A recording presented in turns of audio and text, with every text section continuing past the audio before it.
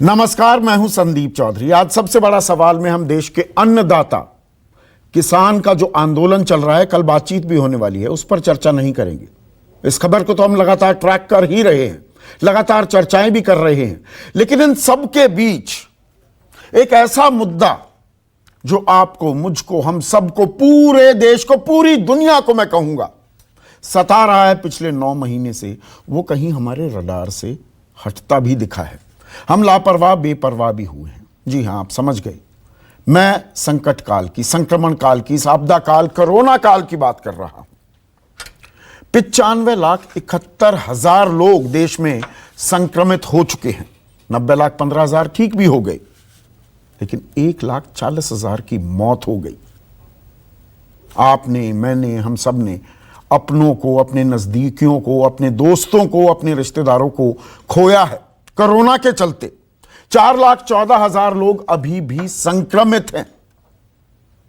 और अब ऐसे में, जबकि सर्दियों का मौसम है, संक्रमण और बढ़ने का खतरा लगातार ये रेड फ्लैग किया जा रहा है जानकारों द्वारा, डॉक्टर्स द्वारा। और हम भीड़ लगाने पर, भीड़ भाड़ वाली इलाकों पर बिना मास्क वहां पहुंचने की अभी भी गुस्ताखी कर रहे हैं। मैं गुस्ताखी शब्द का इस्तेमाल कर रहा हूं। लेकिन अच्छी खबर भी आ रही है। अच्छी खबर यह कि वैक्सीन अब तैयार हो गई है या होने के कगार पर है। अगले हफ्ते से इंग्लैंड में वैक्सीन लगानी शुरू कर दी जाएगी। यह फाइजर की वैक्सीन है।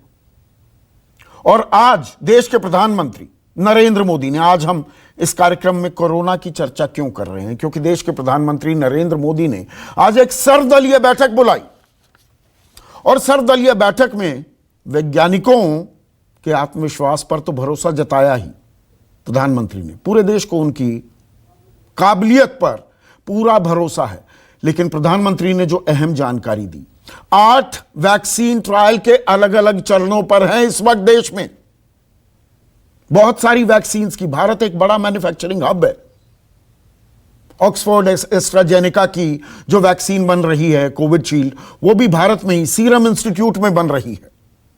भारत की 3 वैक्सीन ट्रायल के अलग अलग स्टेजेस पर पहुंच गई हैं। इसमें ज़ाइकोव है, कोवैक्सीन है जो भारत बायोटेक की वैक्सीन है। और कुछ ही हफ्तों में, जी हां दर्शकों, इंग्लैंड में तो अगले हफ्ते से, अमेरिका में भी अब वहां पर ट्रायल जल्द ही कंप्लीट होकर लोगों को वैक्सीन दिया जाने लगेगा। 11 से 12 दिसंबर की तारीख मुकर्रर की गई थी। अब उसके बारे में और क्या जानकारी है, हमारे साथ अमेरिका से भी एक्सपर्ट जुड़ने वाले हैं। तो प्रधानमंत्री कह रहे हैं अब जल्द ही वैक्सीन आ जाएगी। सबसे कम कीमत पर उम्मीद की जा रही है भारत की ही वैक्सीन होगी। और यह किसे किसे दी जाएगी? यह सबसे पहले जो प्राथमिक हेल्थ वर्कर्स हैं, जो दरअसल कोरोना वॉरियर्स हैं, इस देश में जवान, किसान और डॉक्टर्स और नर्सेस, पैरामेडिक्स, इन सबको हमें सलाम करने की जरूरत है। 9 महीने से आप समझिए, ये डॉक्टर्स, ये नर्सेस, ये लगे हुए हैं। 600 डॉक्टर्स को तो तनख्वाहें भी नहीं मिली। बहुत सारे डॉक्टर्स अपनी जान गंवा चुके हैं। लेकिन वो आपको, मुझको महफूज रखने के लिए लगे हुए हैं, दिन रात काम करने में लगे हुए हैं। और जिस तरह के सर्जिकल मास्क और पीपीई किट्स पहननी पड़ती है ना उन्हें, रोज सुबह से शाम तक, देर रात तक, आप और मैं अगर 2-3 घंटे भी उसे पहने ना तो बेहोश हो जाएंगे, गश खाकर गिर जाएंगे। तो उन्हें सबसे पहले, जो ये फ्रंटलाइन वर्कर्स हैं, उसके बाद जो गंभीर बीमारियों से जूझ रहे बुजुर्ग हैं उन्हें, और जिनको कोमॉर्बिडिटीज हैं। और ये शब्द जो है ना, इसको मैं थोड़ा आपको समझा दूं। 50 साल से कम उम्र में भी, और भारत में ये जो कोमॉर्बिडिटीज हैं ये सबसे ज्यादा हैं। आपने सुना होगा, साथ में आपके सहयोगी होंगे कि जी डायबिटीज है, हाइपरटेंशन है, हार्ट प्रॉब्लम है, फैटी लीवर है। इन सब के चलते ये बीमारी और भयावह हो जाती है, तो उनका नंबर आएगा, ये प्रधानमंत्री कह रहे हैं। लेकिन विपक्ष इसमें भी सरकार को घेरने के मूड में दिखाई दिया। आज इस बैठक शुरू होने से पहले, और मैं चाहूंगा कि राहुल गांधी का ट्वीट आप चलाइए। राहुल गांधी कांग्रेस के वरिष्ठ नेता हैं, अध्यक्ष रह चुके हैं। उन्होंने क्या ट्वीट किया? हमें आशा है कि सर्वदलीय बैठक में प्रधानमंत्री यह साफ करेंगे कि हर भारतीय को मुफ्त कोरोना वैक्सीन कब तक दी जाएगी। तो मुफ्त वैक्सीन दो, यह विपक्ष ने हमला कर दिया है। वैसे दरवाजे खोले खुद सरकार ने। बिहार के चुनाव का ध्यान होगा आपको, वहां पर बीजेपी के बड़े नेता गए, उनकी वित्त मंत्री निर्मला सीतारमण गई और कहा कि बिहार के लोगों को कोरोना का वैक्सीन सबसे पहले मिलेगा। वो चुनावी मजबूरी थी, जरूरत थी, जुमला भी था। देना होगा तो पूरे देश को देना होगा, आप एक राज्य को नहीं दे सकते। कोई वैक्सीन किसी सरकार की बपौती नहीं हो सकती है, सरकार हमारे लिए है ना। तो ये दरवाजे भी खोले गए। उधर कुछ शंकाएं भी हैं इस वैक्सीन को लेकर कि अरे भाई पोलियो हो, चिकन पॉक्स हो, उसे वैक्सीन को बनाने में 4 से 8 साल लग गए। यहां 11 महीने में यह वैक्सीन जो तैयार होगी, होने का दावा किया जा रहा है, बल्कि मैं कहूं वो कितनी सुरक्षित होगी, वो कितने दिनों तक काम करेगी, वो कितने दिनों तक इफेक्टिव होगी। और सवाल उठाने वालों में कौन है? फाइजर, जिसका मैंने जिक्र किया। फाइजर के पूर्व वाइस प्रेसिडेंट और चीफ साइंटिस्ट डॉक्टर माइकल योर्डन, वो कहते हैं कि कोविड-19 के खात्मे के लिए किसी वैक्सीन की जरूरत नहीं है। मैंने कभी भी वैक्सीन को लेकर ऐसी मूर्खता वाली बातें नहीं सुनी। जिन्हें बीमारी का खतरा नहीं, आप उन्हें वैक्सीन नहीं दे सकते। वैक्सीन का बड़े पैमाने पर परीक्षण नहीं किया गया है। आप यह प्लानिंग भी ना करें कि लाखों स्वस्थ लोगों को वैक्सीन दी जाए, कि जो स्वस्थ है उसे वैक्सीन देने की क्या जरूरत है। ये ऑल्टरनेट व्यू पॉइंट भी आ रहे हैं। बहुत से लोग कह रहे हैं, मैंने बहुतेरे लोगों से यूरोप में, इंग्लैंड में, अमेरिका में बात की है, वो वैक्सीन लगवाने के लिए भी तैयार नहीं है, वो आशंकित भी हैं। तो इन सवालों को लेकर भी मैंने एक्सपर्ट्स को न्योता दिया है। आज पैनल में एक्सपर्ट्स भी होंगे, लेकिन सबसे पहले प्रधानमंत्री ने आज क्या कुछ कहा, उस पर एक निगाह। एक्सपर्ट्स ये मानकर चल रहे हैं कि अब कोरोना की वैक्सीन के लिए बहुत ज्यादा इंतजार नहीं करना पड़ेगा। माना जा रहा है कि अगले कुछ हफ्तों में कोरोना की वैक्सीन तैयार हो जाएगी। जैसे ही वैज्ञानिकों की हरी झंडी मिलेगी, भारत में टीकाकरण अभियान शुरू कर दिया जाएगा। टीकाकरण के पहले चरण में किसे वैक्सीन लगेगी, इसे लेकर भी केंद्र सरकार राज्य सरकारों से मिले सुझावों के आधार पर काम कर रही है। तो प्रधानमंत्री कह रहे हैं केंद्र और राज्य सरकारें वो कदम ताल करेंगी, समन्वय बनाएंगी वैक्सीन को लेकर। ऐसे में आज का सबसे बड़ा सवाल, कोरोना वैक्सीन पर जल्द आने वाली है गुड न्यूज, और वैक्सीन आने से पहले ही राजनीति क्यों? ये आज का दूसरा सवाल, वैक्सीन आने से पहले ही राजनीति क्यों? चर्चा में मेरे साथ बीजेपी के राष्ट्रीय प्रवक्ता डॉक्टर संबित पात्रा, खुद कोरोना पीड़ित हुए थे और बाहर निकले और जागरूकता भी फैलाने की इन्होंने कोशिश की है। सुप्रिया श्रीनेट, कांग्रेस की राष्ट्रीय प्रवक्ता मेरे साथ हैं। 4 खास मेहमान एक्सपर्ट्स हैं मेरे साथ। Doctor Raman R Gangakhedkar, head scientist रह चुके हैं एपिडेमियोलॉजी और कम्युनिकेबल डिजीजेस ICMR, जो हमारी प्रीमियर इंस्टीट्यूशन है, संस्था है, जो कोविड को लेकर ये लड़ाई, इस जंग की अगुवाई कर रही है। डॉक्टर JS अरोड़ा एडवाइजर हैं पेशेंट सेफ्टी के वर्ल्ड हेल्थ ऑर्गेनाइजेशन में।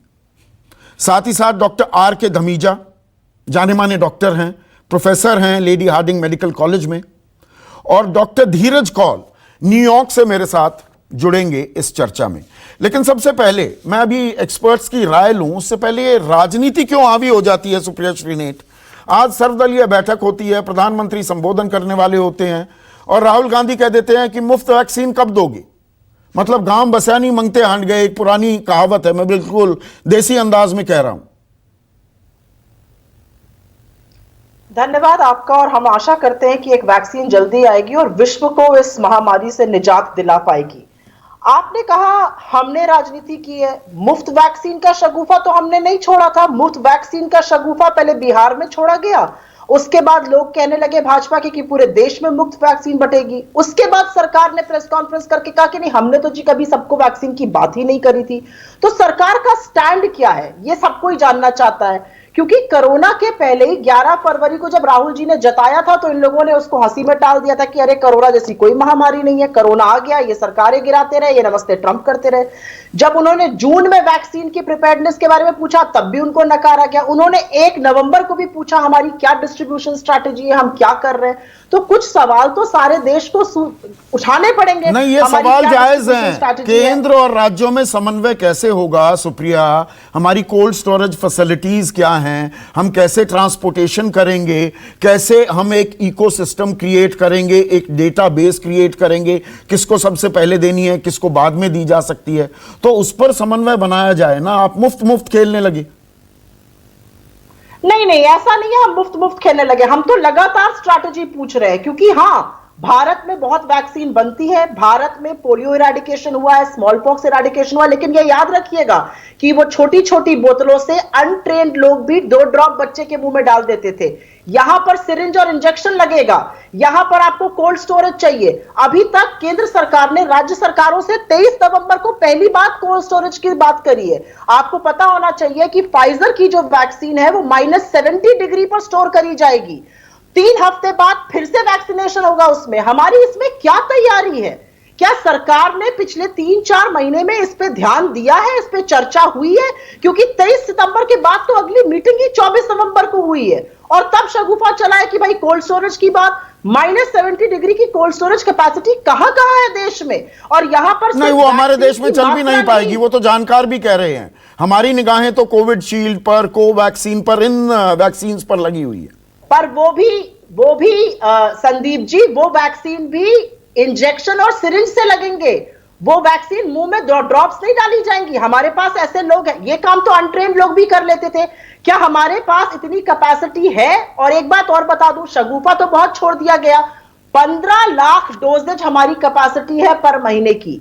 अगर हमें हर्ड इम्यूनिटी क्रिएट करनी है तो 60% पॉपुलेशन को वैक्सीनेट करना है, मतलब हमको 80 करोड़ लोगों को करना है। हमारी ये डोजेज की कैपेसिटी आज के हिसाब से हम 9 साल में कर पाएंगे। तो सरकार को सबसे पहले तो डिस्ट्रीब्यूशन स्ट्रैटेजी, रैंपिंग अप, तो ये चीजें उठाइए ना। आप कह रहे हैं मुफ्त में दे दो, आपको पता है संकट काल है, संक्रमण काल है, अर्थव्यवस्था भी गोता खा रही है, पैसे की कमी है, और यहां पर जी मुफ्त मुफ्त बांट दो, मुफ्त बांट दो, उसमें कितना पैसा लगेगा? मुफ्त तो हमने नहीं शुरू किया था संदीप जी, मुफ्त का शगुफा हमने कहां शुरू किया था? मुफ्त में वोट के बदले वैक्सीन देने का काम तो भाजपा ने बिहार से शुरू किया। तो आप कहते ना ये मुफ्त वाला काम ना करो, देश को जरूरत है इसको तरीके से। आपको जरूरत है क्या? आप मुफ्त वैक्सीन चाहेंगी? मुझे चाहिए क्या मुफ्त वैक्सीन? मैं क्यों मांगू मुफ्त वैक्सीन? या संबित पात्रा क्यों मांगे मुफ्त वैक्सीन? वही कह रही हूं, हम अफोर्ड कर सकते हैं उसे। मैं तो वही कह रही हूं, आपकी डिस्ट्रीब्यूशन स्ट्रैटेजी में ये क्लियर होना चाहिए कि प्रायोरिटाइज गरीबों को किया जाए, उन लोगों को किया जाए जो अफोर्ड नहीं कर सकते हैं। यहां पर मुफ्त का शगुफा छोड़ दिया गया था। भाई सरकारें, हो सकता है वो कर सकते हो, हमें नहीं पता था। प्राइम मिनिस्टर केयर फंड में कितने पैसे, हो सकता है उसको इस्तेमाल किया जाए, हमें नहीं पता था। तो हम तो उनसे पूछ रहे हैं कि भाई क्या हो रहा है, तो जवाब तो सरकार को देना पड़ेगा। संबित पात्रा, ये मुफ्त मतलब ये वक्त मुफ्त की राजनीति का है या कोरोना एक बड़ी संकट है, एक बड़ा संकट है, किसको कैसे दिया जाए? हमारे पास और 1000 प्रॉब्लम्स हैं, डिस्ट्रीब्यूशन की, आइडेंटिफिकेशन की, वो करना हमारी प्राथमिकता होनी चाहिए ना।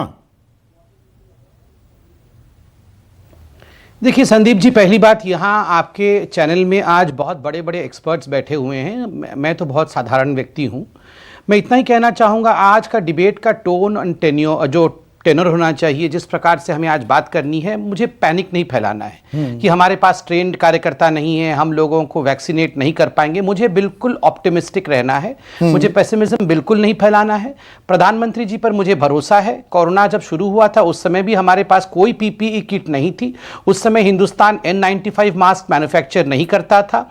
भारी मात्रा में उस समय वेंटिलेटर्स की आवश्यकता थी, और मैं आज धन्यवाद करता हूं, प्रधानमंत्री को भी करता हूं, और चाहे किसी भी राज्य में किसी की भी सरकार हो, हमारी सरकार हो या किसी दूसरे पार्टी की सरकार हो, मैं उनको भी धन्यवाद करता हूं। उन सब ने जिस प्रकार कोऑपरेटिव फेडरलिज्म को दिखाया है, हम कोरोना से सक्षम तरीके से लड़ पाए हैं, और पर मिलियन आज हिंदुस्तान में सबसे कम कोरोना केसेस हैं।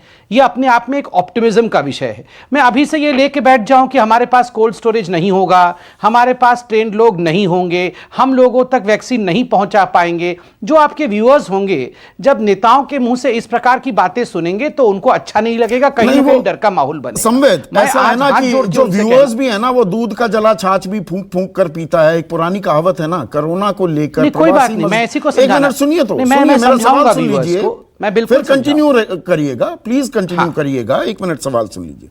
वो दूध का चला छाछ भी फूंक फूंक कर पीता है, क्यों? क्योंकि प्रवासी मजदूरों का दुख दर्द भी लोगों ने देखा, उस पर राजनीति कितनी हावी हुई, ट्रेन कब चलेंगी, कैसे चलेंगी, पैसा कौन देगा, नहीं देगा। लोग पैदल भी चले, साइकिलों पर भी गए, कोई ट्रेन की पटरी पर सो गए, वहां कट भी गए। हमने देखा ना कि ये जो आप कोऑपरेटिव फेडरलिज्म की, संघीय ढांचे की जो दुहाई दे रहे हैं, वो कैसे तितर बितर हुआ था इसी संकट काल में। With all due respect Sandeep ji, मुझे नहीं लगता है कि तितर बितर हो गया इंडिया का सिस्टम और इंडिया कोविड को नहीं मैनेज कर पाया। मैं संघीय ढांचे की बात कर रहा हूं। मैं आपको बताता हूं, आप देखिए संघीय ढांचा बिल्कुल तितर बितर नहीं हुआ। हर बार, चाहे आरंभ में हो चाहे अभी भी हो, फेडरल स्ट्रक्चर को मेंटेन करते हुए ऑल पार्टी मीटिंग करना, चीफ मिनिस्टर्स के साथ बैठ के मीटिंग करना और प्रशासनिक तौर पे सबकी मीटिंग लगातार हर दिन जारी रहती है। ये सारी चीजें हर दिन चल रही है। ये हिंदुस्तान के लोकतंत्र की सुंदरता है। भले ही हम चुनाव में लड़ते रहते हैं मगर हमारा संघीय ढांचा कभी नहीं टूटता है। दूसरी बात है, आपने सही कहा, बिल्कुल हमारे कुछ प्यारे मजदूर बंधु जो थे वो ट्रेन के नीचे आए, उनकी दर्दनाक मृत्यु हुई, कुछ लोग के पैर में छाले पड़े, बहुत दूर उनको चल के जाना पड़ा। मगर फिर भी बाई एंड लार्ज जो इंडिया ने कम रिसोर्स के बावजूद भी इस पूरे पैंडेमिक को मैनेज किया, वो अपने आप में बहुत ही बड़ा टास्क था और उस टास्क को अच्छे से किया। और इसीलिए जनता ने बिहार में भी हो चाहे 12 राज्यों के इलेक्शन में भी इसी प्रवासी मजदूर ने मोदी जी को आशीर्वाद भी दिया, वरना मोदी जी को आशीर्वाद नहीं देती, क्योंकि डेमोक्रेटिकली ही वो आशीर्वाद दे सकती है या अभिशाप दे सकती है। लेकिन फिर राजनीति देखिए, मैं राजनीतिक पहलू पर, उसके बाद मैं रियल इशू पर आता हूं। जो ये फ्री की राजनीति है ना, मैं निर्मला सीतारमण का एक बयान सुनवाना चाहूंगा। बिहार चुनाव के दौरान, ठीक बिहार चुनाव के बीच में प्रचार के दौरान वो आकर ये कहती हैं, तो फिर राजनीति हावी होती है ना। पहले बयान सुनिए फिर रिस्पॉन्ड कीजिएगा। संबित, निर्मला सीतारमण का बयान। हमारे देश में वैक्सीन का प्रोडक्शन उस लेवल पर होगा जिससे जो हम इधर प्रॉमिस कर रहे हैं, बिहार में हर एक के लिए मुफ्त में वैक्सीन मिल जाएगा, वो हमारे पहला संकल्प पत्र के प्रॉमिस है। भरोसा के साथ बिहार की जनता को हम आश्वासन दिलाना चाहते हैं कि वैक्सीन फ्री में आप सबको मिलेगा। अब देखिए यही ना कि वैक्सीन आपको सबसे पहले फ्री में मिलेगा, ये करने की जरूरत नहीं है ना अभी। Sambit, with all due respect, मुझे लगता है सबसे पहले बिहार को मिलेगा तो निर्मला सीतारमण जी ने कहीं नहीं कहा। हाँ, मुफ्त में मिलेगा ये कहा है, सबसे पहले बिहार राज्य को मिलेगा ऐसा बिल्कुल नहीं कहा है। और देखिए फेडरल स्ट्रक्चर की एक सुंदरता है, बिहार को सबसे पहले मिलेगा ये भी कहा गया, मुफ्त में मिलेगा ये भी कहा गया। नहीं, बिहार को सबसे पहले, माफ करिएगा, बिहार को सबसे पहले मिलेगा ये नहीं कहा गया है। मैं आधिकारिक प्रवक्ता हूं पार्टी का, मैंने भी अच्छे तरीके से सुना है हमारे फाइनेंस मिनिस्टर को, उन्होंने और मुफ्त में दिया जाएगा, तो फिर कांग्रेस वही कह रही है, बिहार में फिर तो मुफ्त में दे दीजिए। नहीं, मैं बता रहा हूं। पहली बात तो है इसको आपको रिट्रैक्ट करना होगा, क्योंकि आपने तीसरी चौथी बार कहा कि बिहार को सबसे पहले मिलेगा। बीजेपी ये पूरा प्रचार चला था, मैं रिट्रैक्ट नहीं करता अपनी बात। नंबर 1, पूरे प्रचार में आपके लोगों ने चलाया। मैं आपको बड़ा भाई भी मानता हूं और आप एक बहुत नहीं बिल्कुल नहीं कहा था सर, एक स्टेटमेंट आपको दिखाना होगा सर। देखिए आप एक बहुत संजीदा पत्रकार हैं और आपको एक बहुत अच्छा व्यक्ति भी मानता हूं, और इस प्रकार से हमें नहीं कहना चाहिए जो हमने कभी कहा ही नहीं कि बिहार को सबसे पहले मुफ्त मिलेगा, ये जरूर कहा है और उसका एक्सप्लेनेशन मैं दे रहा हूं। उसका मानता हूं, तो अभी आपने सुनाया वो तो हमने कहा है, मैं उसका एक्सप्लेनेशन दे रहा हूं। देखिए संघीय ढांचे में जो वैक्सीन होता है या कोई भी प्रोडक्ट जो सेंटर से आता है उसका एक सब्सिडी का प्रावधान होता है। कोई स्टेट उसमें सब्सिडी अपना देना चाहेगा, कोई स्टेट अपना सब्सिडी छोड़ना चाहेगा। बिहार में चूंकि भारतीय जनता पार्टी ने प्रॉमिस किया था और उसकी सरकार भी बनी है, मैं बतौर प्रवक्ता के कहना चाहूंगा हमारी सरकार बनी है। हमने जो मैनिफेस्टो में कहा था कि वो खर्च सरकार को ही वहन करना पड़ेगा, तो सारे बीजेपी शासित राज्यों में वैक्सीन फ्री मिलेगा, ये बड़ी खबर मैं चला दूं, सारे बीजेपी शासित राज्यों में मिलेगा ना, फिर बिहार अलग से क्यों आएगा? क्यों? क्योंकि बिहार के मैनिफेस्टो में लिखा था। अच्छा, औरों के मैनिफेस्टो में लिखा, यूपी, मध्य प्रदेश, गुजरात, वहां नहीं मिलेगा फ्री में? ऐसे नहीं है। देखिए, सब जगह वैक्सीन मिलेगा, मगर मुफ्त में देने की बात, सब्सिडी छोड़ने की बात, अच्छा, बिहार में मुफ्त में मिलेगा। की थी बिहार की भाजपा और एनडीए, बिहार में भाजपा की यूनिट ने की थी, तो स्वाभाविक रूप से हमारी सरकार चलिए, बिहार वासियों तो के लिए एक अच्छी खबर कि उनको फ्री में वैक्सीन मिलेगा। लेकिन ये वैक्सीन पूरे देश को देने की भी जो बात है, अब मैं एक्सपर्ट्स के पास जाना चाहूंगा, लेकिन उससे पहले बलराम भार्गव जो अध्यक्ष हैं Indian council of medical research ICMR के, वो क्या कह रहे हैं कि वैक्सीन सबको मिल भी जाएगा क्या? उनका बयान सुनवा देता हूं, ये 2 दिन पहले का बयान है।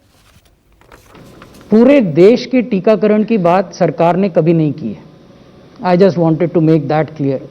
मैं बार बार ये कहता हूं कि इस प्रकार के जो साइंटिफिक विषय होते हैं, साइंस से संबंधित विषय होते हैं, उस पर जब हम चर्चा करते हैं तो ये बेहतर होता यदि हम पहले इस तरह की जो तथ्यात्मक जानकारी है, फैक्चुअल इंफॉर्मेशन, उसको हासिल कर लें, उसके बाद फिर विश्लेषण करें। तो पूरे देश के टीकाकरण की बात कभी नहीं कही गई है। Our purpose is to break the virus chain of virus transmission. So if we are able to vaccinate a critical mass of people and break that virus transmission, then we may not have to vaccinate the entire population. तो पूरे देश को, ये स्वास्थ्य सचिव ने खास बयान दिया था, दोनों बैठे हुए थे, बलराम भार्गव भी थे ICMR के अध्यक्ष। तो डॉक्टर रमन गंगाखेडकर, मुझे ये बताइए, पूरे देश को वैक्सीनेट नहीं किया जा सकता है, ये बात ICMR के अध्यक्ष भी बैठे हैं और वहां स्वास्थ्य सचिव ने ये बात कही है। तो यहां दर्शकों को यह भी समझने की जरूरत है, ये अभी वैक्सीन जहां सबसे ज्यादा जरूरी है वहां दिया जाएगा। ये नहीं कि लोग कहने लगे अरे आ गई वैक्सीन, आ गई वैक्सीन 1-2 हफ्ते में, और खुला खेल फरूखाबादी करने लगे, सारी एहतियात हवा में उड़ा दें। नहीं, हमको डॉक्टर भार्गव साहब ने जो बोला है या हेल्थ सेक्रेटरी ने जो बोला है, उसका थोड़ा विश्लेषण मैं करता हूँ, समझाने की कोशिश करूंगा ना। जैसे ये बीमारी फैलते कैसी है, जब ये नए सिरे से आती है, समझो 100 लोगों की बस्ती है, तो उसमें 100 के 100 लोग वल्नरेबल रहते हैं, उनको बीमारी लग सकती है। लेकिन ये इतनी तेजी से बढ़ रही थी कि जैसे हमने 2 नेशनल सीरो सर्वेस किए थे, उनमें हमने देखा कि तकरीबन पहला जो सर्वे था वो मई महीने में हो गया, तो उसमें 0.76% लोगों को ये बीमारी ऑलरेडी लग चुकी थी, इसका पता चला। और उसके बाद में सितंबर एंड में जो सर्वे हुआ, उसमें हमको ये पता चला कि तकरीबन 7% लोगों को ये बीमारी ऑलरेडी लग चुकी है। अब ये संख्या भी तो बढ़ती जाना है। अब ये संख्या की तरफ गौर क्यों करना है? हमको एक समझना है कि अगर ये बीमारी एलिमिनेट होना है या बीमारी का जो आउटब्रेक होता है वो कम होना है, तो हमको ऐसी कंडीशन चाहिए कि जिसमें जब ये विषाणु लोगों के शरीर खोजता है, तो उसको अगर बार बार जिसको इन्फेक्शन हुआ है या जिसको वैक्सीन देके उसके शरीर में प्रतिकार शक्ति बढ़ गई है, ऐसे लोग अगर मिलते गए तो ये इन्फेक्शन सस्टेन नहीं हो सकता, ये आउटब्रेक सस्टेन नहीं होता है। ये कब तक होगा? ये तकरीबन 60 से 70% लोगों को या तो नेचुरल इन्फेक्शन की वजह से प्रोटेक्शन आए या तो उसको वैक्सीन देने की वजह से प्रोटेक्शन आए, तो ये खुद ब खुद ये इन्फेक्शन होने का चांस कम हो जाता है और वो इन्फेक्शन एकदम कम दिखाई देता है। पर ये हम तय कैसे करेंगे डॉक्टर रमन? तय कैसे होगा कि किसको जरूरत है, किसको नहीं जरूरत है? अगर वैक्सीन आती है, हर कोई लगवाना चाहेगा ना। अगर मैं अफोर्ड कर सकता हूं, मैं कहूंगा भैया पैसे दे दूंगा, मुझे भी वैक्सीनेट कराना है अपने को और अपने परिवार को। नहीं, आपको मैं एक चीज बोलता हूं। हाँ। देखो, सरकार के लिए प्रायोरिटाइज करना ये सबसे बड़ी चीज होती है। अब प्रायोरिटीज में 2 चीजें होती है।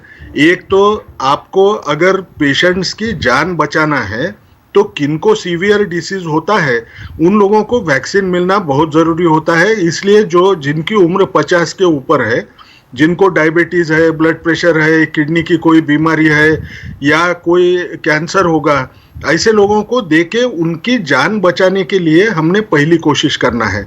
अब जान बचाने के लिए आपको डॉक्टर्स भी लगते हैं, हेल्थ केयर वर्कर्स चाहिए दूसरे, और उसके साथ में सुरक्षा कर्मी लोग भी, उनकी भी जान बचाना बहुत जरूरी होता है, तो उनको देना है। तो ये तकरीबन संख्या 30 करोड़ के नजदीक जाने वाली है। तो ये डेटाबेस है हमारे पास, ऑलरेडी तैयार है डॉक्टर रमन, वो डेटाबेस है। ये देश जुगाड़ तंत्र भी है ना, यहाँ पर सारे जुगाड़ू बहुत हैं लोग, जुगाड़ अपना लगा लिया जी, मेरी पहुंच है, मेरी जान पहचान है, किसी से कहलवा दिया, इनको पहले लग गया। मैं हकीकत बयां कर रहा हूं ना। नहीं, हेल्थ केयर वर्कर्स की तो पहचान करना बहुत आसान है। हाँ, बाकियों की क्या? मरीज जो आएंगे वो मरीज डायबिटीज का है क्या, ये देखना आसान है। जिसकी उम्र 50 साल के ऊपर है वो देखने के लिए आपको आधार कार्ड है। ये तो सिस्टमैटिक रोल आउट होगा। मुझे ऐसे लगता है कि देखो, ये अनप्रेसिडेंटेड सिचुएशन में हम अच्छे ढंग से हमारे देश को स्टीयर कर पाए हैं। अब इस हालत में हमको ओपन रहना पड़ेगा। जो भी चैलेंजेस आएंगे वो चैलेंजेस नहीं आएंगे ऐसे हम कभी नहीं बोलना है। चैलेंजेस हैं, चुनौतियां हैं, बिल्कुल इन चुनौतियों से लड़ना होगा। Doctor JS. अरोड़ा, आप पेशेंट सेफ्टी के एक्सपर्ट हैं, तो जो बात सुप्रिया भी कह रही थी, जो बात संबित ने भी मानी कि कोल्ड स्टोरेज को लेकर, चेन्स को लेकर, डिस्ट्रीब्यूशन, ये भी अपने आप में बहुत बड़ी चुनौतियां हमारे सामने आएंगी। वैक्सीन आ भी गया, वो कहां और कैसे और किसको पहुंचाना है, ये भी तो अपने आप में चुनौती है। ये ऐसे नहीं जी गए आप अपने केमिस्ट के पास कि देना भैया वैक्सीन देना कोविड की, और घर लेकर चले गए और टीका लगा लिया।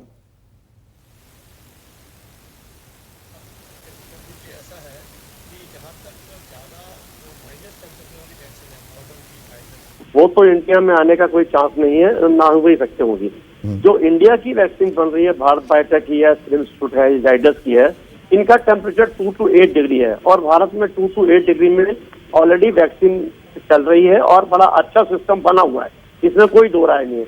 ये जरूर है कि अगर हमें हेल्थ वर्कर की ज्यादा जरूरत पड़ेगी वैक्सीनेशन के लिए, लेकिन ये भी है कि सारे वैक्सीन सबको एक साथ नहीं लगनी। जैसे अभी डॉक्टर रमन ने कहा कि हमारे पास करीब 30 करोड़ के लोग ऐसे हैं जो कि प्रायोरिटी के ऊपर हैं, जिसमें हेल्थ केयर वर्कर हैं, सुरक्षा कर्मी है, या और लोग हैं, म्यूनिसिपैलिटी के लोग हैं। तो वो 30 करोड़ के लिए हमारे पास ऑलरेडी इंफ्रास्ट्रक्चर है, मेरे हिसाब से उसमें कोई दिक्कत नहीं होनी चाहिए। हाँ, उसके बाद के लिए प्रॉब्लम होगी कि उसके बाद वो जो है कि मुझे वैक्सीन चाहिए, मैं अफोर्ड कर सकता हूँ या क्या कर सकता हूँ, वहां थोड़ी सी दिक्कत आएगी। वो गवर्नमेंट को देखना पड़ेगा कि उस समय किसको देनी है। That is a bigger challenge than for first 30 crore. और वैसे एक चीज और बताऊँ आपको कि भारत की 20% जनता जो है वो 14 साल से कम है। तो करीब, एक तो बच्चों में वैक्सीन के ट्रायल हुए नहीं है, दूसरा बच्चों में क्योंकि ये इसका सिविरिटी बहुत कम होती है, इन्फेक्शन नहीं होता या बहुत कम होता है, तो इसलिए उसको तो वैक्सीन की अभी जरूरत भी नहीं है। नहीं, तो वैक्सीन की दरअसल, एक मिनट डॉक्टर जे.एस. अरोड़ा, अहम बात कही आपने। वैक्सीन की जरूरत सबसे ज्यादा, ये तो क्लियर है कि भाई फ्रंटलाइन वॉरियर्स हैं, जो हेल्थ वर्कर्स हैं और जो बुजुर्ग हैं। उसके अलावा एक आम आदमी, उसको अगर आप समझाएं आसान भाषा में, किस किस को वैक्सीनेशन की जरूरत पड़ेगी और ये तादाद कितनी है देश में? हमारी 130-32 करोड़ की आबादी में से कितने लोगों को वैक्सीनेशन की जरूरत होगी? इसमें पता ना 20% तो बच्चे हैं, उनको जरूरत नहीं पड़ेगी, उनको प्रायोरिटी नहीं है। और जो बाकी के लोग हैं, 80% जो जनता है, उसको जो है वैक्सीन की पड़ेगी। तो मतलब ये तो 100 करोड़ लोग हो जहां गए। तक हाँ, एक चीज मैं बताना चाहूंगा कि जहां तक ये दो केस आएंगे, आप जैसे अभी संबित पात्र जी ने कहा कि सबको फ्री नहीं मिलेगी। अब इसको दो हिस्सों में डिवाइड करते हैं कि एक तो फ्री वाले जो सरकार देगी और एक जो प्राइवेट वाले हैं। प्राइवेट वाले में वैक्सीन उसको लगाई जाएगी जो कि एंटीबॉडी टेस्ट जिसका नहीं हुआ होगा, जिसको पहले कोरोना नहीं हुआ, जो एंटीबॉडी नेगेटिव है। इसका मतलब बहुत से लोग वो भी हट जाएंगे जिनके एंटीबॉडी ऑलरेडी बने हुए हैं। तो ये भी एक चीज है। सिर्फ एक चैलेंज ये सरकार को देखना है कि वो अगर सबको वैक्सीन लगाते हैं जिनको ऑलरेडी कोरोना हो चुका है या जिनकी एंटीबॉडी बनी है, तो उसके लिए वो क्या सोचेंगे कि उनको लगाना है या नहीं लगाना। लेकिन मेरा जो ज्यादा नहीं, ये समझाइए, जैसे मैं कोरोना नेगेटिव हूं आज तक, अभी तक, तो मुझे वैक्सीन की जरूरत पड़ेगी, या जिसको मेरे किसी सहयोगी को कोरोना हो गया, वो रिकवर भी कर गया, उसको जरूरत पड़ेगी? किसे जरूरत पड़ेगी? नहीं, जो जिसको कोरोना हो गया है उसको आमतौर पे जरूरत नहीं पड़ेगी, क्योंकि उसके एंटीबॉडी बने हुए हैं। ठीक है। जिसको कोरोना नहीं हुआ है अगर वो प्राइवेट में जाएगा, प्राइवेट में उसका पहले एंटीबॉडी टेस्ट करेंगे, अगर उसके क्योंकि ऐसा है कई बार माइल्ड सिम्टम वाले को भी कोरोना हो जाता है और एंटीबॉडी बन जाती है, मालूम नहीं पड़ता। तो जब वो प्राइवेट सेक्टर में जाएगा वो जरूर एंटीबॉडी टेस्ट करेंगे और जिसका एंटीबॉडी नेगेटिव होगा उसी को वैक्सीन लगाई जाएगी। तो उसमें कोई प्रॉब्लम, इससे भी हमें करीब आम देखते हैं 25-30। तो गंभीर बात कर रहे हैं, पर संवेद आपकी इजाजत से हल्की सी चुटकी ले लेता हूं, मतलब मुझे वैक्सीन की जरूरत पड़ेगी, आपको नहीं पड़ेगी? नहीं, वैसे मैंने अपना एंटीबॉडी टेस्ट तो किया था, वो मेरे अब 6 महीने हो गए हैं तो एंटीबॉडी 0 हो गए हैं। हाँ। बहरहाल पता नहीं, ये सब क्राइटेरिया बनेंगे, क्राइटेरिया बनने के बाद जो जैसा एक्सपर्ट कमिटी, मुझे लगता है एक फ्लो चार्ट भी बनेगा। हाँ। और क्राइटेरिया भी बनेगी। और मुझे लगता है कि आज जो भी हम लोग बैठे हुए हैं, हमारे एक एक शब्द बहुत महत्वपूर्ण होने चाहिए, क्योंकि लोगों को लगेगा कि ये जो क्राइटेरिया बताया जा रहा है यही क्राइटेरिया महत्वपूर्ण है। अभी क्राइटेरिया बने नहीं है, इसलिए इंतजार करना और धैर्य रखना बहुत महत्वपूर्ण है। नहीं, अहम बात कही है आपने। डॉक्टर धमीजा, आप मुस्कुरा रहे थे। देखिए, यही एक प्रोटोकॉल बनाना और लोगों को समझाना, और सबसे जरूरी तो समझाना यह है कि देखिए भैया, वैक्सीन आने से ये जो गुड न्यूज हम न्यूज चैनल वाले भी कर देते हैं ना, आ गई गुड न्यूज, आ गई गुड न्यूज, आ गया वैक्सीन, आम आदमी को लगता है कि हो गया, अब तो खेल खत्म, अब कोरोना भाग जाएगा। ये दरअसल ऐसा नहीं है। और ये 100 करोड़ लोग जो डॉक्टर जे.एस. अरोड़ा भी कह रहे हैं, वहां तक वैक्सीनेशन पहुंचाने में भी अभी 1.5 से 2 साल लग सकते हैं, अगर मैं गणित लगाऊं। मेरा गणित गलत तो नहीं है डॉक्टर धमीजा? संदीप जी, मैं आपकी बात का जवाब देता हूं। उससे पहले मैं आपको ये समझाता हूं कि क्यों ये कह रहे हैं हेल्थ सेक्रेटरी साहब भी और चीफ आईसीएमआर भी कि सभी लोगों को वैक्सीन की जरूरत नहीं है।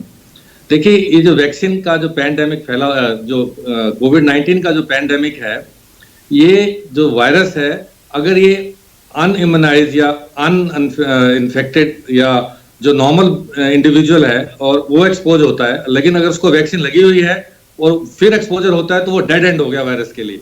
अगर एक दूसरा व्यक्ति जिसको वैक्सीन नहीं लगी हुई, अनइम्यूनाइज है, उसको अगर वायरस पकड़ता है तो वो फैसिलिटेटर बनता है। सो वैक्सीन का मतलब ये नहीं है कि वो सिर्फ मुझे प्रोटेक्ट करती है, वैक्सीन का मतलब ये है कि औरों को भी मैं प्रोटेक्शन दूंगा। So it is I protect my self as well as others. तो ये बहुत जरूरी है समझना ये एपिडेमियोलॉजी में कि वैक्सीन सिर्फ मेरे लिए नहीं है, वैक्सीन जो है एक प्रोटेक्शन सब लोगों के बीच में आएगी। चेन तो बहुत जरूरी है, मतलब चेन तोड़ रहे हो आप वैक्सीनेशन के। बिल्कुल। अगर ये डेड एंड हो गया वायरस का, अगर किसी इंडिविजुअल जो ऑलरेडी इम्यूनाइज है, प्रोटेक्टेड है, उसको अगर वायरस ने अटैक किया और वो डेड एंड हो गया, तो वो चेन ब्रेक हो जाएगी। और ऐसे बहुत सारे अगर लोग हो गए, काफी लोग हैं, तो चेन ऑटोमेटिकली ब्रेक हो जाएगी। और मतलब जैसे मैंने वैक्सीनेशन अपना करा लिया, मैं डेड एंड कर रहा हूं, मैं घर भी जाता हूं, रोज मेरा काम है, मैं पत्रकार हूं, लोगों से मिलता हूं, ऑक्यूपेशनल हैजर्ड है, तो मैं एक रिस्क हूं अपनी फैमिली के लिए भी। मैं वैक्सीनेट हो गया तो डेड एंड हो गया, मतलब ना मेरी बीवी, ना मेरे बच्चे, ना मेरे माता पिता, उनको संक्रमण नहीं फैलेगा, तो मैं वो चेन ब्रेक कर रहा हूं। यस, लेकिन इसके साथ साथ ये भी एक एपिडेमियोलॉजी का फार्मूला है, 1 - R0। R0 है जो रिप्रोडक्टिव टाइम, जो ये जो इसका इन्फेक्टिविटी का जो रेशियो है 2 to 3 है इस वायरस के लिए, जो कोरोना वायरस का। तो उस हिसाब से 60 to 70% अगर लोगों को ये डेड एंड वाली जो इम्यूनिटी आ गई, चाहे वो नेचुरल इन्फेक्शन से या इम्यूनाइजेशन से, तो वो पैंडेमिक वहीं खत्म हो जाएगा। सो इसीलिए ये जो थ्योरी आई है, जो बिल्कुल ठीक कहा है हेल्थ सेक्रेटरी साहब ने भी और चीफ आईसीएमआर ने भी, कि हरेक को लगाने की जरूरत नहीं। चलिए, हरेक को नहीं लगाना, पर अगर एक सब्सटैंशियल, एक बड़ी आबादी को वैक्सीनेशन की जरूरत पड़ेगी, वो प्रक्रिया अपने आप में कितने दिनों में पूरी हो पाएगी? अभी तो वैक्सीन ही नहीं आई है, उसमें भी कुछ हफ्ते लगेंगे। बिल्कुल ठीक बात है, बिल्कुल ठीक बात है संदीप जी। मैं आपके माध्यम से ये भी बताना चाहता हूँ कि कॉशियस ऑप्टिमिज्म की तरफ हमें चलना है। ये नहीं है कि आज वैक्सीन आ गई, पैंडेमिक खत्म हो गया, फिर भी हमें वही पब्लिक हेल्थ मेजर्स, वही कोविड एप्रोप्रिएट बिहेवियर जारी रखना पड़ेगा, जब तक कि एक सब्सटेंशियल नंबर इम्यूनाइज ना हो जाए या प्रोटेक्शन ना आ जाए। सो ये तो एक बहुत जरूरी है ये समझना लोगों के लिए कि वैक्सीन भी एक पैंडेमिक खत्म करने का एक तरीका है। एंड आई थिंक आज का दिन, या जो आजकल जो हम बात करें वैक्सीन की, this is the beginning of the end of the pandemic, but ये नहीं कि खत्म हो गया। कॉशियसली ऑप्टिमिस्टिक रहना चाहिए। अब मेरे साथ डॉक्टर धीरज कौल न्यूयॉर्क से जुड़ चुके हैं, और ये कोरोना में इन्होंने काफी रिसर्च भी की है, ये फ्रंटलाइन वॉरियर्स में अगुवाई कर रहे हैं, इन फ्रंटलाइन वॉरियर्स की। अब मुझे एक चीज बताइए, फाइजर के वाइस प्रेसिडेंट में बिल्कुल एक ऑल्टरनेट व्यू पॉइंट भी सामने रख रहा हूं, और आपकी एक्सपर्ट व्यू चाहूंगा डॉक्टर धीरज कौल। माइकल योर्डन वो ये कहते हैं कि ये कोविड-19 तो वैसे ही खत्म हो रहा है, कोई वैक्सीन की जरूरत नहीं है, ऐसी मूर्खता वाली बातें मैंने कभी सुनी नहीं। जिसको बीमारी का खतरा नहीं, यानी कि मेरे जैसे लोग, अभी मेरे बीमारी नहीं हुई तो मुझे वैक्सीन की क्या जरूरत। ये ऑल्टरनेट व्यू पॉइंट जो आ रहे हैं, इनमें कुछ दम है या ये डाउटिंग थॉमसेस हैं, क्या है ये खेल? नमस्कार, thank you for having me on your show. जैसे मैं पहले भी बता चुका हूं कि कोरोना वायरस की कॉम्प्लिकेशंस बहुत सीवियर होती हैं, इसको लाइटली नहीं लिया जा सकता। और ये जो कमेंट आप रेफर कर रहे हैं, इसको मेडिकल कम्युनिटी ज़्यादा सीरियसली नहीं ले रही है। और हम ये देख रहे हैं, अमेरिका के अंदर आपको ये जान के हैरानी होगी कि 2 दिन पहले तकरीबन 2600 लोग एक दिन में मर गए हैं कोरोना से, जो कि वर्ल्ड ट्रेड सेंटर में 2700 के करीब मरे थे एक दिन में। तो यहाँ पे कोविड बहुत तेजी से फैल रहा है और कैलिफोर्निया में आज शायद कर्फ्यू भी लगने वाला है। तो इन सब जिस स्पीड से कोरोना फैल रहा है, उस टाइम में ऐसी स्टेटमेंट्स कंफ्यूजन कैरी करती हैं, जिससे हमें बचना चाहिए। जैसे कि आपके पैनलिस्ट ने थोड़ी देर पहले बताया कि ये एक बहुत सीरियस टॉपिक है, इसमें एक एक वर्ड जो हम बोलते हैं पब्लिक में, that should be backed by scientific data. Sambit ने ये बात बिल्कुल जायज बात ये बताता है, ये साइंटिफिक डाटा ये बताता है, जैसे हर्ड इम्यूनिटी जो हम बात करते रहते हैं बार बार, वो आएगी 60 to 70% पॉपुलेशन या तो वायरस के थ्रू गुजरे या उसे इन्फेक्शन हो और वो रिकवर हो जाए। उसके बाद रेट ऑफ ट्रांसमिशन फिर भी रहेगा लेकिन स्लो हो जाएगा। रेट ऑफ ट्रांसमिशन को सबसे तेज स्लो करने का तरीका अगेन एंड अगेन जो सबसे सिंपल है, hand washing, social distancing, face masking, ये है। और इसीलिए जो बाइडेन ने अभी बताया है कि 100 दिन तक मास्क डालिए और बिल्कुल उसको मत इग्नोर करिए। कमिंग बैक, जो कि आप बता रहे हैं, फाइजर की वैक्सीन मैंने पहले भी आपके शो पे बताया, ज्यादा प्रैक्टिकल ऑप्शन इंडिया के लिए नहीं है। मॉडर्ना -20 डिग्री वाली ऑप्शन फिर भी पॉसिबल है, लेकिन AstraZeneca is the best bet. देखिए, हम फ्लू शॉट यहां देते हैं 65% एफिकेसी के साथ, 62% ऑन अ लोअर स्केल और 90% ऑन अ फुल स्केल। जब फुल 2 डोसेज दी गई वैक्सीन की एफिकेसी दिखी। तो अगर हम देखें तो as this time emergency authorization का यूज का मतलब ही यही होता है कि ये एक प्रॉपर ऑथराइजेशन नहीं है, क्योंकि पेंडेमिक है, लोग रोज हजारों की तादाद में मर रहे हैं। भारत में भी 400-500-600 लोग मर रहे हैं। और मैं ये जरूर बोलना चाहूंगा कि जो गवर्नमेंट ऑफ इंडिया है, उसका रिस्पॉन्स पूरे वर्ल्ड ने अप्रिशिएट किया है। अप्रैल के अंदर ऑक्सफोर्ड का एक इंडेक्स आया था, गवर्नमेंट रिस्पॉन्स, जिसके अंदर इंडिया टॉप 5 कंट्रीज में था। और मोदी जी के लीडरशिप में काफी अच्छे स्टेप्स लिए जा रहे हैं, लेकिन है ये अनप्रेसिडेंटेड सिचुएशन, बहुत चैलेंजिंग है भारत के लिए। एस्ट्राजेनेका की जो वाइल्स इंडिया में पड़ी हैं और हम जो फॉलो कर रहे हैं, उसके अकॉर्डिंगली एस्ट्राजेनेका का भी अप्रूवल इमरजेंसी यूज ऑथराइजेशन के लिए MHRA रिव्यू करेगी और मोस्ट लाइकली इसी महीने शायद आ जाएगा।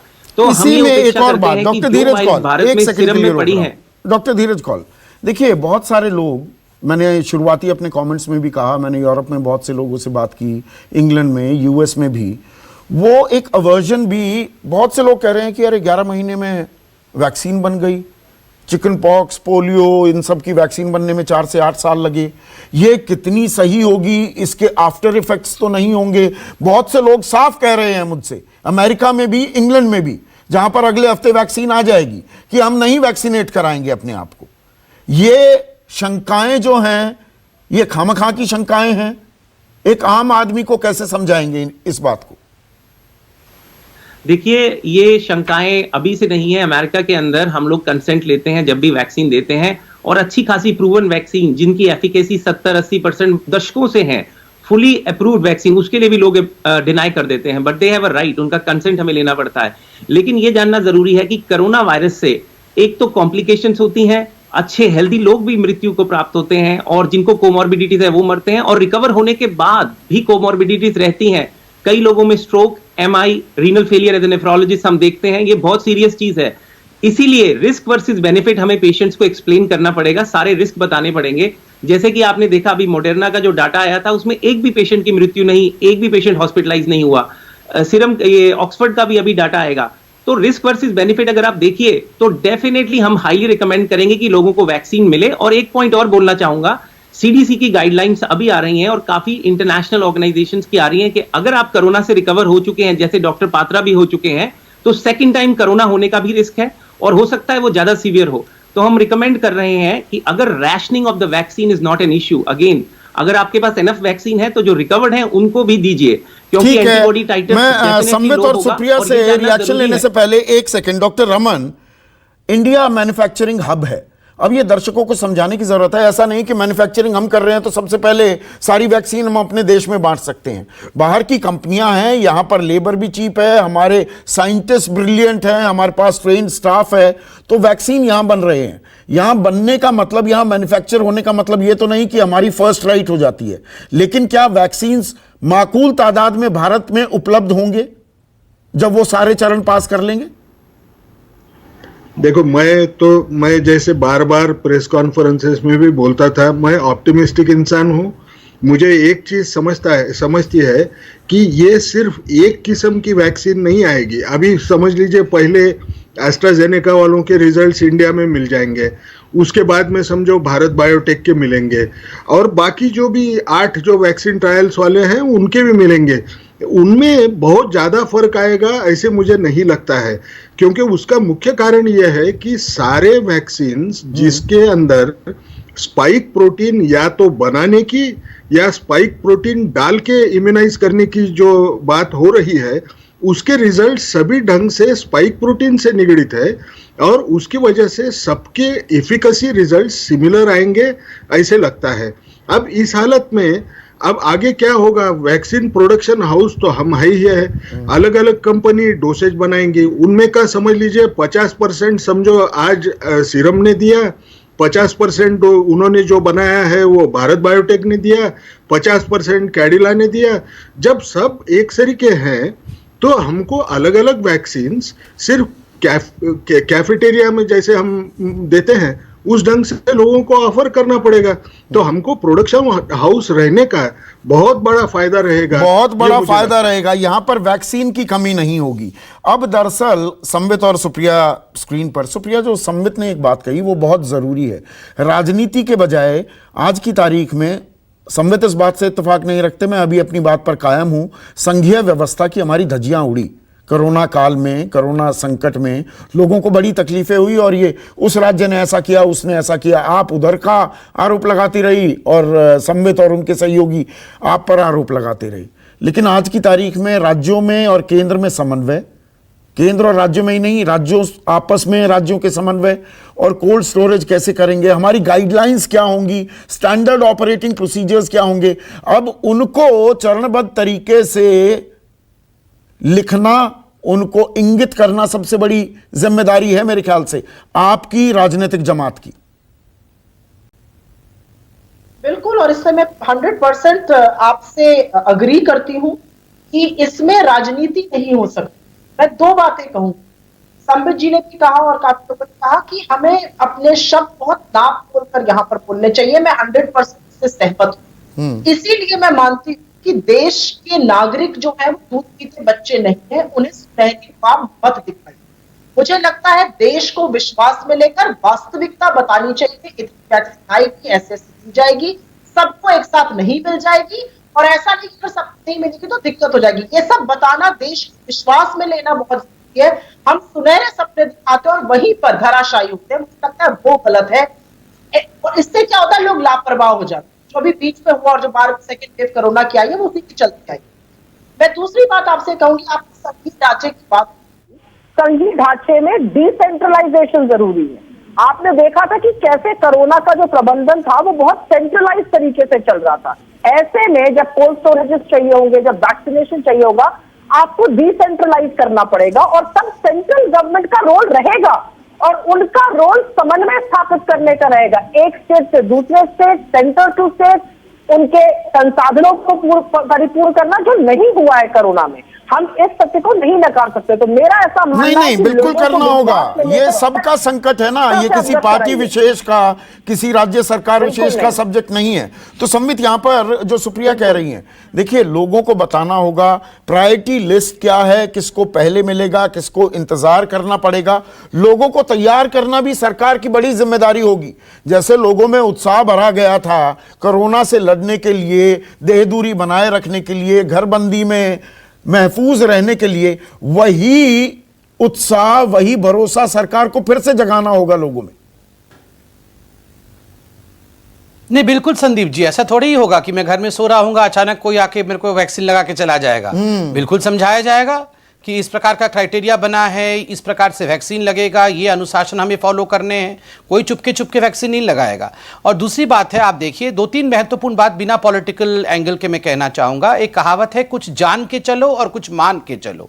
बिल्कुल अपने ज्ञान का वर्धन करना चाहिए, पढ़ना चाहिए, वैक्सीन कैसे बना, उसके क्या रिएक्शंस हैं कि नहीं, किनको लगना चाहिए, ये ज्ञान वर्धन करना और अपने आप को प्रोटेक्टेड रखना, ये हमारा अधिकार है और हमारा कर्तव्य भी है। मगर कुछ मान के चलो, कुछ विश्वास करके चलो कि जो एक्सपर्ट ग्रुप हमारी सरकार ने बनाई है, डॉक्टरों की एक्सपर्ट ग्रुप, एपिडेमियोलॉजिस्ट की एक्सपर्ट ग्रुप, पॉलिटिशियंस की एक्सपर्ट ग्रुप, समन्वय करने के लिए जो एक्सपर्ट ग्रुप बनाई गई है, ये सब एक्सपर्ट ग्रुप जब एक रूपरेखा बनाएंगे वैक्सीन डिस्ट्रीब्यूशन का, हमें उस पर विश्वास करना होगा। हमारे को क्या करना होगा? हमारे को अनुशासन फॉलो करना होगा। जब ये एक्सपर्ट ग्रुप कहेगी कि आप पैनिक में मत आइए, इस प्रकार का क्राइटेरिया बना है, ये ग्रुप पहले वैक्सीनेट हो, तो हमें यहां अनुशासन फॉलो करना है। और क्या नहीं करना है? हमें होर्डिंग, ब्लैक मार्केटिंग, पैनिकिंग और ये जुगाड़, देखिए हम जो ये भारतीय शब्द है ना, जुगाड़ नहीं होना चाहिए। ये कि जिसकी पैठ है वो तो वैक्सीनेशन करा ले, बाकी घूमता रहे।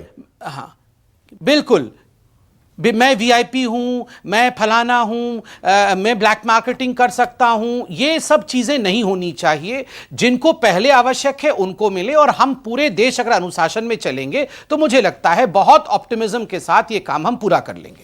बहुत बहुत शुक्रिया आप सभी का। और यहां पर फिर से जो शब्द डॉक्टर धमीजा ने इस्तेमाल किया, कॉशियसली ऑप्टिमिस्टिक रहने की जरूरत है। कॉशन, सावधानी, एहतियात बरतनी होगी। ये नहीं वैक्सीन आ गई जी बल्ले बल्ले हो गई। वैक्सीन के लिए भी आपका नंबर कब आएगा, अभी इस पर भी फैसला नहीं हुआ है, गाइडलाइंस तैयार नहीं हुई हैं। तो एहतियात जरूर बरतिए, सोशल डिस्टेंसिंग रखिए, मास्क जरूर पहनिए। इसी उम्मीद के साथ आप सभी का बहुत बहुत शुक्रिया। नमस्कार, मैं हूं मानक गुप्ता। अगर आपको हमारा ये वीडियो पसंद आया हो तो इसे लाइक और शेयर जरूर करें, और हां, हमें सब्सक्राइब और फॉलो करना ना भूलें, ताकि आप देश और दुनिया की कोई खबर मिस ना करें। तो जुड़े रहिए हमारे साथ और देखते रहिए News 24।